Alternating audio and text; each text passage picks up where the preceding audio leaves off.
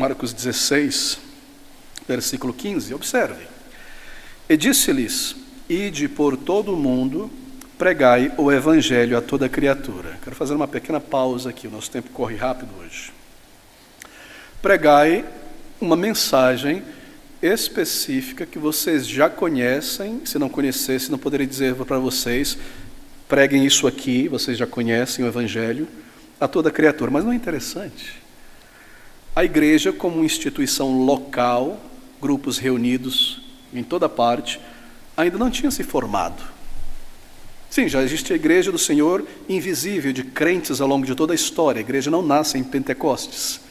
Muitas pessoas salvas no Antigo Testamento se unem a esta igreja invisível, universal. Mas a igreja, como instituição local, a reunião, a eclesia do povo de Deus em determinados bairros, regiões, ainda não existe. Cristo irá ascender, mas o que ele está dizendo aqui, preste atenção, muito importante. Ele está dizendo: existe uma mensagem, uma doutrina específica, já conhecida por vocês, e esta mensagem específica, antes das igrejas locais se formarem com suas liturgias, eclesiologia, governo bíblico e tantas outras coisas, edificação, treinamento, antes disso aí se formar, já previamente há uma doutrina específica que vocês conhecem, que vocês irão pregar, esta doutrina especificamente chamada o Evangelho. O Evangelho é uma doutrina específica na Bíblia. O Evangelho não é toda a Bíblia. Pastor, o que o senhor está dizendo? Sim, em um sentido, toda a Bíblia é o Evangelho, porque toda a Bíblia é a respeito de Cristo. Cristo é este fio, esta corda que perpassa todos os livros da Bíblia. E Cristo é a Boas Novas, é o Evangelho, não é? Mas como uma doutrina, como uma mensagem específica a ser pregada, a ser ensinada, o Evangelho é isso mesmo, algo específico. E por que eu tenho insistido nisso ao longo dos anos? Porque esta tem sido a percepção e a visão do povo de Deus desde o início das igrejas locais. Está aqui.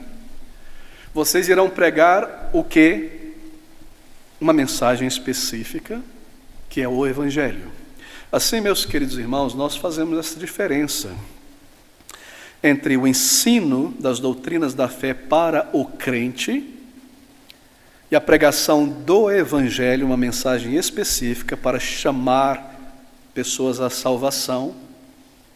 E isso deve ser claro na igreja. Nós ensinamos, por isso nós temos um culto de ensino pela manhã aos domingos, e nós pregamos o Evangelho em um outro culto específico à noite.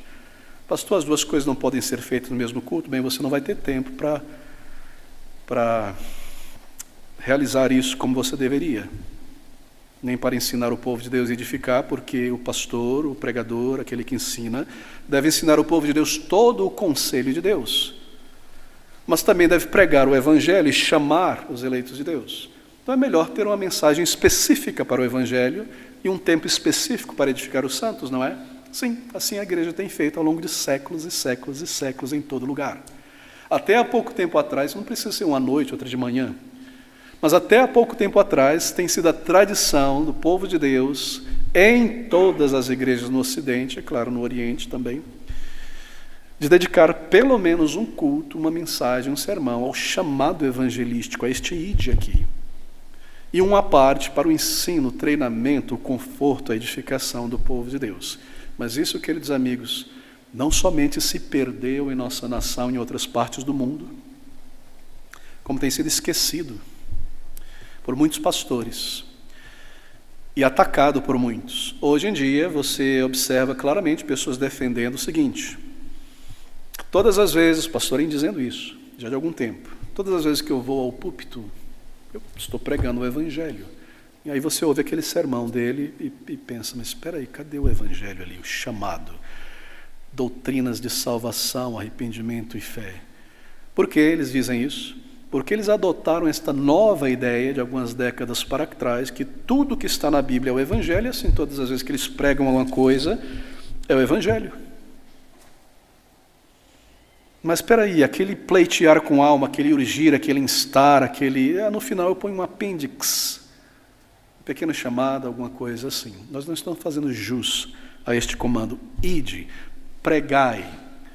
Pregar é diferente de ensinar, não é? Ensinar nós podemos ir, muitas vezes, comparando texto com texto, explicando a crentes que possuem o Espírito de Deus, a palavra, as verdades, as doutrinas que são recebidas pela fé, o treinamento. Mas pregar significa urgir, instar, apelar. Em português, a palavra pregar vem de dar pregão. No período colonial, havia ali no centro da cidade colonial, rua direita, rua esquerda, a Matriz, Pelourinho, em um lugar onde o governo, a prefeitura, o império, anunciava seus dizeres, suas leis. E era pegado esse papel e era pregado ali para todo mundo ver e ouvir. Pregar, nesse sentido. Assim, o Evangelho ele é pregado, ele é comunicado, ele é urgido, ele é instado. É assim que nós vemos o Evangelho sendo comunicado. Que vos arrependei-vos, que credes no Senhor Jesus Cristo. Você não vai estar o tempo todo dizendo isso para alguém que já está salvo, assim, é uma mensagem especificamente dirigida ao não salvo.